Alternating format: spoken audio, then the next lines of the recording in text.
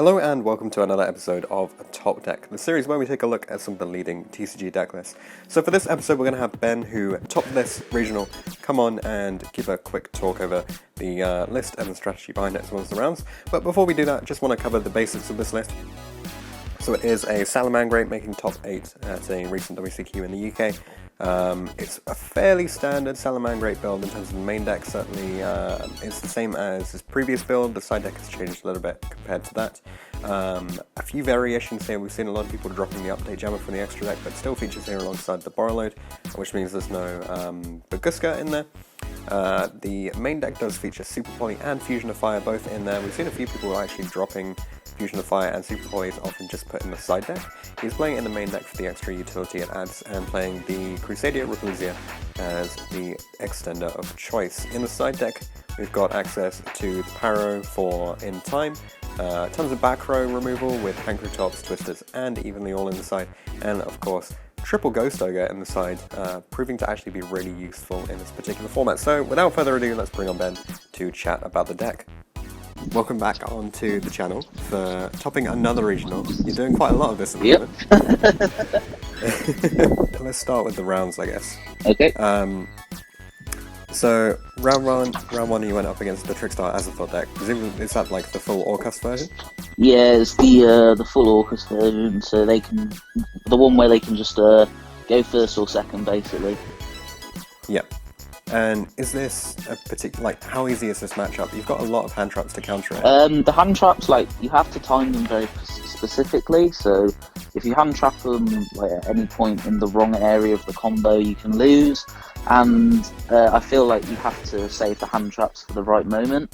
And also, Phantasmate is a card that I feel you save to the point where they go bring back the Link 2 one when they have the summon sorts to go for the whole thing, and then you ash them, I think, on the Bardiche as well, because then they can't physically do the whole Azathoth combo to you. Yeah, so you have some security there, which is pretty cool. Nice. Yeah, so easy 2-0 in that one. Yeah, pretty much. Round 2 against Evil Eye. Your opponent strike themselves to death. Was this actually like they were on 1500 and they were on 1500, and I made a Heatleo to basically kill them for game, and they went, well, I want to die some way, so I'm gonna kill myself, and I was like, oh, okay. Well, I guess if you play Evil Eye, you kind of have to do that. Well, apparently so, but I had to keep picking up the cards, to be honest, and figuring out what they actually did half the time, but yeah. Well, what do you reckon is the easiest way to beat that deck? Is there a particular thing you did? I think, so the guy was playing a lot of Floodgates as well, so there can only be one and a summon limit. I don't know why he was playing there could only be one, because I think they're all pretty much the same, but it was a weird list, but I think the deck's just built to beat Floodgates anyway because of Foxy, so it was just quite simple from there. Sure. So round 3 was your only loss from the event against Sky Striker. Yeah, Brick twice in a row against them, sadly. So how bad does it have to be to brick against Sky? Like, does it have to be an actually awful hand? It's just so a lot of the times it can just be opening Sanctuary and no Gazelle, which is never nice, or the only play is normal summon Foxy, see if you get lucky, and then you just don't get it from there. So, and also I feel against that matchup you have to open the Stone Cold Nuts against them, and then you can just win from there. But sadly I just didn't open that great of playable hands, and as Sky Striker do best, they pick the board apart with their Widow Anchors and God knows what else. Yeah.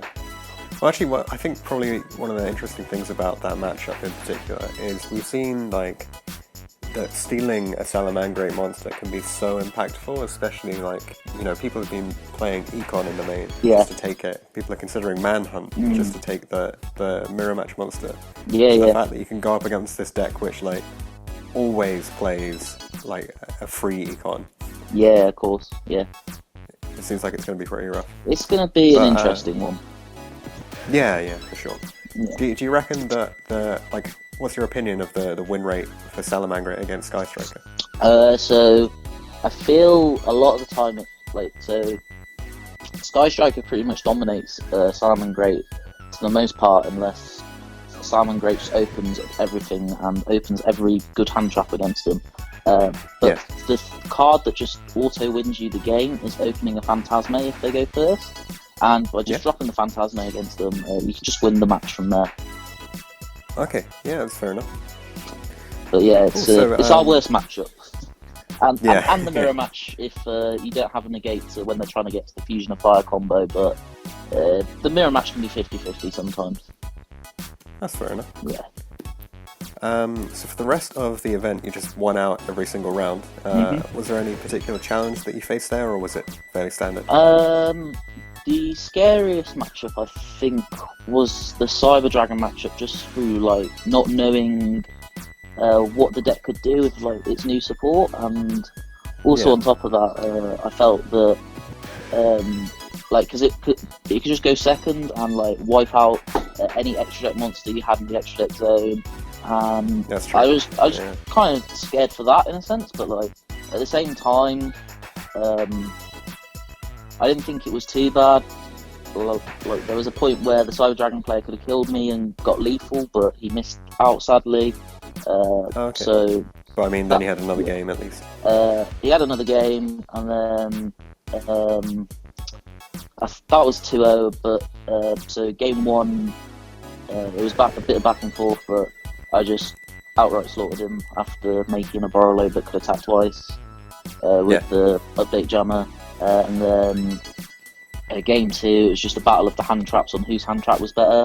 And he gammered me, but then I ashed him on any of his plays, and then he ghost ogered me on my debug, which meant I couldn't make my Bailings, which surprisingly debug's a really insane card this format. Well, and Ogre's insane against debug, and then he goes and tries and does more. He tries and does a summon sort play, and then I goes to ogre him, and then he didn't have a hand trap back for when I start playing him out and start battering him down with just more monsters than he's got. Fair enough. And if you then get into that advantageous position, you just take it, right? Yeah, exactly. Like the Salamangreat deck is it's built to make the same standard board, but it's when it's its swing after turn one that gives it that amazing power it has. And then my fourth round was the mirror, which was quite standard. However, the guy didn't really know the deck that well, sadly, so because I knew more about it than him, it was just quite simple to win from there. So, but however, he did take a game off me, to be fair, because of Fusion of Fire. That card's ridiculous, but we won't go too much into that card. And then I beat the Thunder Dragon matchup. I won the dice roll basically, and made Abyss Dweller plus had Rage and Counter Trap on the back. Oh right, okay. In game one and game three, so it was quite simple from there, sadly. But no weird or random like plays that to make it different from the rest. Just standard boards being made. Oh, that's fair enough. I mean, sometimes that's just how it works, right? Exactly. If your deck happens to make these boards and you happen to win the die roll, then you just take the wins. Exactly, and like it just reminds me a lot of the Zodiac format, basically. So yeah. Yeah, it's quite good. Yeah, I guess that's a pretty good analogy. Like both, like you have set up from very few resources into your full board, and it's not too hard to break it in general. No, exactly. But the difference I've noticed is that Bailings is a card that just helps the deck out loads, and I feel that Bailings is kind of a heart and soul card as well. Yeah. However, with the deck as well, I have been reapered for my Sunlight Wolves in the past, but somehow still managed to win because apparently Reapering Sunlight Wolf isn't the correct card to Reaper. So, I think one of the major things I want to ask about is we've seen a lot of Salamangreat players dropping things like the Update Jammer and the Borrowload and the Extra, opting to play things like Baguska. Yeah. What's your opinion on that? Because obviously you've used Update Jammer Borrowload combo like many times before. Yeah, so I haven't really changed the list much, obviously, since Colchester, other than the side a little bit, because of like being scared against the Sky Striker deck, because obviously that's our worst matchup, and etc. And the reason like why I'm still playing this is because I feel that Thunder Dragon Danger is such a prevalent deck, and with it being so prevalent, like taking 2 Colossuses against it can be quite crucial and can essentially win you the game. And also, like I'm iffy about Update Jammer, because obviously it's a card that requires you to have a lot of setup for it as such, because you need to get multiple Cyverse monsters and multiple monsters on the board for it. However, I feel that the card has too many benefits to not play, and I feel that Borrow Load is just an out to every single like stick in the game at the moment. Like for instance, Colossus, as I said, to Frankenstein and to Hot Red Dragon Archfiend, and just being able to take like 2 monsters for that turn and just say to your opponent, no, you've tried to do it to me, but I'm going to do it to you. So did you feel pretty like, because obviously the list is so similar to your previous list, you must have felt pretty comfortable piloting it? Yeah, so I felt comfortable piloting it, but obviously salad is salad at the end of the day. You have your basic ingredients for the deck, and whatever you put into it to make it well your own is up to you. But like I feel there's not much you can put into it of your own to make it yours. Like obviously I've made the Super Poly, unlike some people, but I don't feel that's like anything too special for the deck. Like I feel it's good because like the card can be a trap and can also be an aggressive card for when you have game. But at the same time, like the deck itself, as long as you know the main combos towards it, you're always fine, in my opinion. Yeah, that's fair enough. So do you think there's much insight gained by playing the deck sort of repeatedly and playing a lot of mirror matches? I feel the mirror match is very skillful at times, and there can be a lot of, as I call, BS in the mirror match. When it comes to certain cards, like obviously if the person who goes first opens full combo and the other person doesn't open a hand trap, that's always annoying. If the other one opens the Super Poly in game 2 or 3, or even in game 1 if they main it, that can always be annoying as well. Also, like certain hand traps as well can obviously be annoying. For instance, Phantasme is a very annoying card, as you have to bait that card out to try and get towards doing the Fusion of Fire combo and gaming your opponent. However, like it's not very difficult to bait the Phantasme. However, it can be kind of difficult at times depending on how much resources you have, and I feel that can be like a resource management type deck as such, unlike the Thunder Dragon Danger deck, which is obviously a blowout deck, and obviously I have played that deck before and shown on the channel. But yeah, I feel that this deck is very much resource management and get the correct card for the correct time you need a card, and just basically hold your hand traps as well for various cards, because obviously you're not going to ash a Gazelle straight away. You're going to ash the Mirage Stallion so that they don't get towards the Jaguar. But like there's all sorts of like little things with the deck of like you do this here and there, you do A if you do B, and also like you need to do like crucial thinking of, okay, if I do this here, will it impact the game even further, or just little things like that. Like having the impact of Dark Neostorm, do you feel like the deck is going to change an awful lot? I don't think the deck, like the build itself, will be fairly standard now, I think. And I think the only difference that there could be is like obviously we're getting Cherubini, and I don't know how that's going to impact on the deck, because obviously we have a lot of level 3s in the deck as well as level 4s.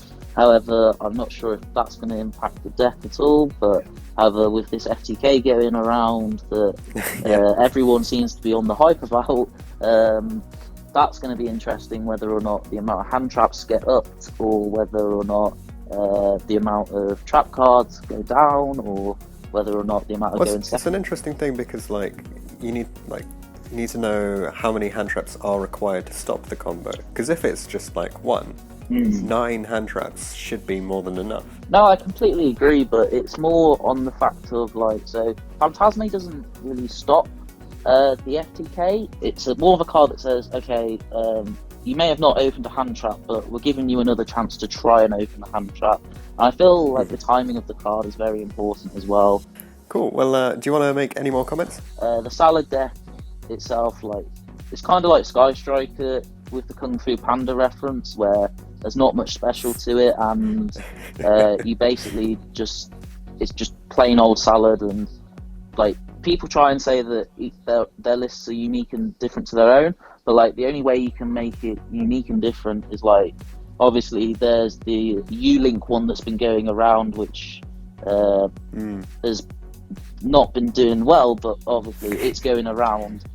There's the Artifact one, which did well at YCS Dusseldorf and has done well in prior events. There's been various lists from various regionals. There's been lists from ARGs, obviously, which have differences in it. There's been lists from YCSs recently, such as YCS Ecuador, YCS Atlanta, and obviously there's just a lot of there's some variation as such in the deck, but the main skeleton to behind the deck is just always the same. There's not much more that can progress other than when we get the spell card that lets you add 2 from the graveyard to your hand, which can be very important. However, from looking at OCG, I'm not even sure if they've been playing it or not, but from what I've gathered, they've not even been playing the card, to be fair. I mean, Have you seen the new Link 4 that was in a TV series? Is it a Salamangreat Link 4? Yeah. No, I haven't actually. So I think it destroys your entire opponent's board or something. Okay. Yeah, it would be pretty cool. I mean, I don't think there's been any like OCG release so far, so we've got to wait if it does come out. Obviously, the anime and the TCG are completely different, but if that does ever come in, then that'll be interesting to see. Yeah, it'd be quite cool. Yeah, I think it'll be cool. But yeah, apart from that, like, the deck doesn't really change much after Dark Neostorm. Maybe the new spell card gets played a little bit, but apart from that, like, obviously we'll have all the new Orcus cards out, so it won't just be an Azathoth deck. It will be all sorts of other stuff as well, hopefully. So hopefully we'll see some variation in the deck. I feel the format may become a little bit healthier to a degree, obviously with a new ban list. Maybe coming today as we're doing this recording, or maybe not, I don't know, with Konami. Yeah. But yeah, we'll just have to see. But yeah, I feel the format's fine to a degree. There is some, like, obviously Thunder Dragon is like a big thing. If it goes off, it goes off, and like, you can't play. Yeah. Obviously there's certain decks that need addressing, like Sky Striker, as that's been out for around a year now. But BA still exists. No, I completely agree. Like, BA still exists, but like, BA's always changed, where Sky Striker's always been, like, the only thing that's ever changed for Sky Striker is obviously Hornet Drane's going to 1, and it's not being as much of a splashable engine, other than the fact that you can make a Link 2 off of the drones now to do the whole Azathoth combo. But apart from that, I feel that they just need to just put the deck not down, but like, just put it not as powerful anymore, so that other decks can like shine and come into the top spots. Because obviously there's a lot of decks that could do better, but as long as Sky Striker exists, you can't really do much. Yeah, I think that's fair enough. Yeah, it's just too controlling. It's too good of a control deck. Of course, yeah, exactly. I feel Widow Anchor's just too good of a card, and like, that card needs to be addressed. I feel that multi-roll as well could be addressed as well. Yeah. Well, again, you know, it's something we'll just have to wait and see. Exactly. We're not Konami's R&D, so yeah, we'll leave that to them. Cool. Well, yeah, I don't have any other major questions. Do you want to move on to the shout-outs? Yes. To begin the shout-outs, I'd like to give a shout-out to Luke Delaney, due to the fact that he tests with me a lot. We do a lot of theorying together, and we just put in the hours of work towards trying to get the results we want. And he's a lot of the brains and the theory to our decks, as well as our friend Jay Quincy. He also helped us out. Shout out to Jay Quincy and YGO City. He's been travelling with me a lot recently to regionals like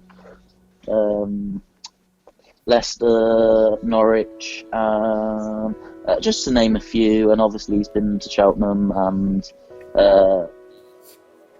and he's like stayed around my house and stuff just for the night to get to a regional the next day as me as the driver. So well, I mean, it means you get to share a lot of information. Yeah, exactly. And like he shares a lot of information with me, and like he gives a lot of insight, and like he's been quite a big help in like giving me insight into the game.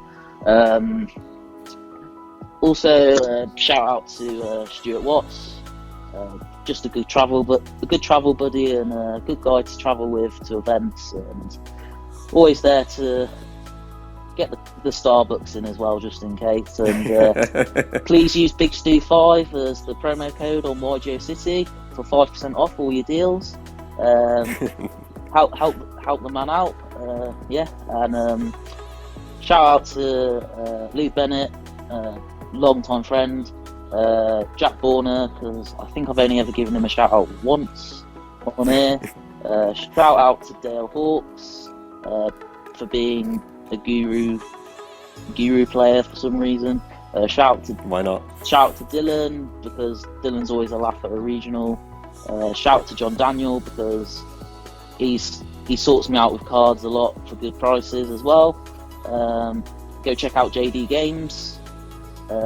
Shout out to, oh god, there's so many I could go on for, but I've got a list. I've got a list, I think, but a big shout out, because sadly the teams had to part ways recently, but one final shout out to Big Orbit Cards and Games, our sponsor, that was with us, but sadly the teams had to disperse due to just the team just dispersing at the end of the day, and it's a shame that it's gone, but hopefully in the future there'll be another team to go to if anyone's looking for someone. But yeah,